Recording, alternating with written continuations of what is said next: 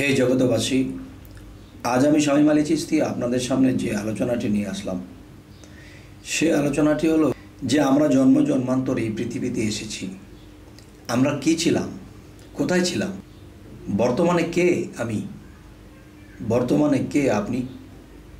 আপনি কি জানেন আপনি কে? আর আমি কি জানি আমি কে? তবে কোত্থেকে এসেছি, তো কোথায় কোথায় ছিলাম, কিভাবে ছিলাম, এবং এখানে যে এসেছি কোন কর্মে এসেছি, এবং দেখা যায় আমরা আবার কোন কর্মে কোথায় যাব। তবে আজকের যে আলোচনাটি একটু মন দিয়ে একটু খেয়াল দিয়ে শুনবেন, এরপরে অবশ্যই আপনার মনে জাগরণ হবে এবং আমরা যে প্রাণীর মাংস খাই তা কি খাওয়া ঠিক নাকি ঠিক না, এবং তারা আসলে কারা। আজকে আপনাদের কাছে অনুরোধ থাকবে আজকের এই আলোচনাটা একটু মন দিয়ে শুনবেন।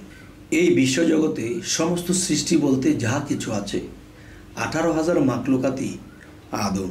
এ কেমন কথা? চলুন এই বিষয়ে আমরা আজকে বোঝাপড়া করব। আমরা এখন চলে যাব সেই সৃষ্টির গোড়াতে। আল্লাহর নূরে মুহাম্মদী নূর সৃষ্টি হয়েছে এবং মুহাম্মদী নূরে সারা জাহান সৃষ্টি হয়েছে। 18,000 মাকলুকাত সৃষ্টি হইয়াছে এবং এই মাকলুকাতের মাঝে মানুষ সর্বশ্রেষ্ঠ মাকলুকাত। তো মানুষ সর্বশ্রেষ্ঠ মাকলুকাত যে আমরা বলতেছি, যে এই মানুষগুলো মূলত কোত্থেকে এসেছে? আমি বলতে চাই সমগ্র প্রাণী জগতই আদম। যদি আমরা সকলেই ভাবি এবং বলি সমস্ত প্রাণী জগৎ আদম হয় কি করে, তাহলে আমি বলবো সমস্ত প্রাণী জগৎ যদি আদম না হয় তাহলে আল্লাহ দোষী হয়ে যাবে। নাউজুবিল্লাহ, এটা কেমন কথা যে আল্লাহ দোষী হবে কেন?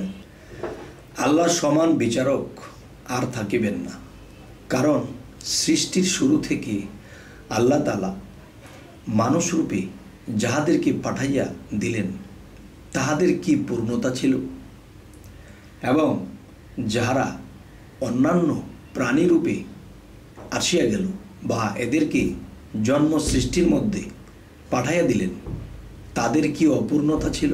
সর্ব 18,000 মাকলুকাতের তো প্রাণ আছে, আত্মা আছে, রূহ আছে। সৃষ্টির শুরুতেই তো তাহাদের কোনো অপরাধ ছিল না, কেননা তাহারাও আদম।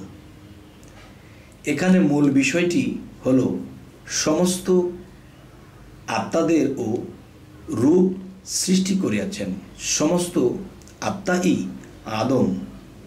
এখানে মূল বিষয়টি হলো সমস্ত আত্মাদেরও রূপ আছে, রূপ সৃষ্টি করিয়াছেন আল্লাহ। সমস্ত আত্মাই আদম, আদম রূপেই সৃষ্টি করা হইয়াছে।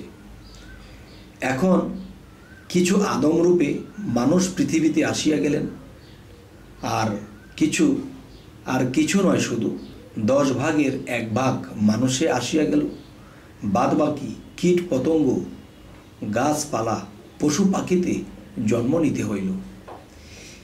কীট পতঙ্গ, গাছপালা, পশু পাখিতে জন্ম নিতে হইল কেন? তাহাদের কি অপরাধ ছিল? অপরাধ ছাড়া তো আল্লাহ কাউকে সাজা দেন না, বেআইনি কাজও করেন না। তাহলে কোন আইনে তাহারা প্রাণী জগতে চলিয়া গেল, জন্ম নিতে হইল?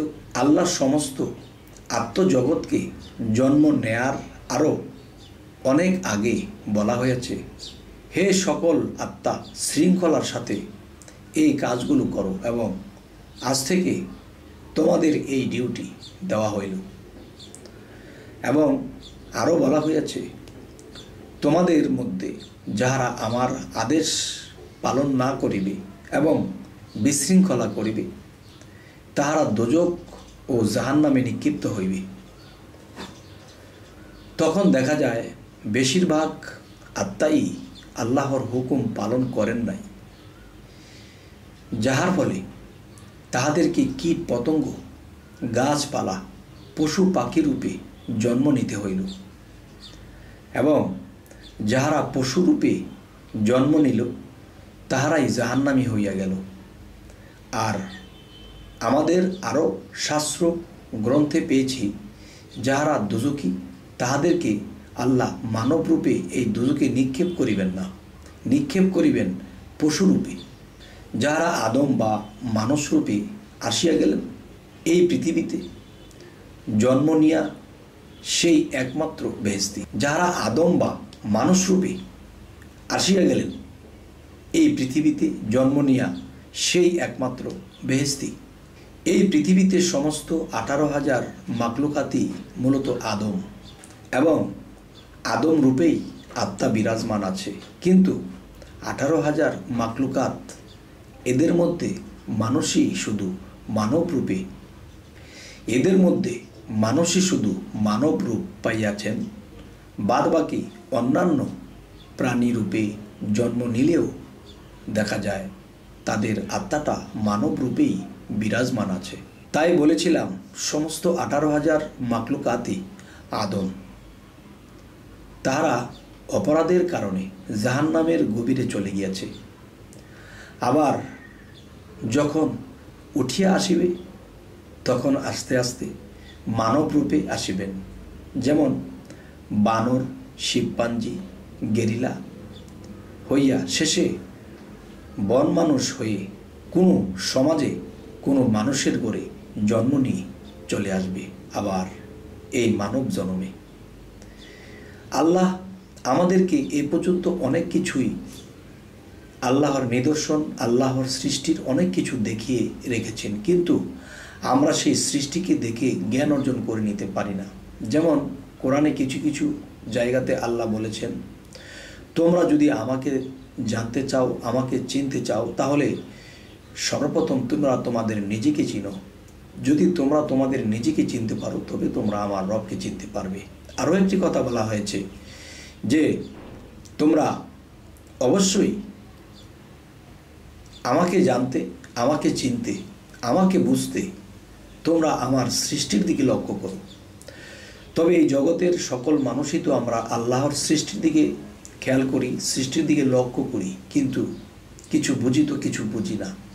তাই আজকের পর থেকে আমরা জাহান্নামের কাজগুলো করব না। দ্বিতীয়ত কথা হলো রব্বি জিদনি ইলমা, যে আমরা দিনে এবং রাতে, ঘুমনের আগে এবং ঘুমনের পরে আমরা এই কথাগুলো বলবো, এই নামটা জপব। সেটা কি?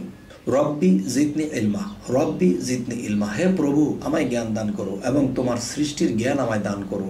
আর সেই সৃষ্টির জ্ঞান যখন আমি বুঝতে পারবো তখন তোমাকে চিনতে পারবো, বুঝতে পারবো। এই জগতবাসী, আজ এই কথাগুলো কেমন লাগলো অবশ্যই জানাবেন, এবং আমাদের এই চ্যানেলের আলোচনা যদি আপনাদের ভালো লাগে তো অবশ্যই সাবস্ক্রাইব করে আমাদের পাশেই থেকে যাবেন।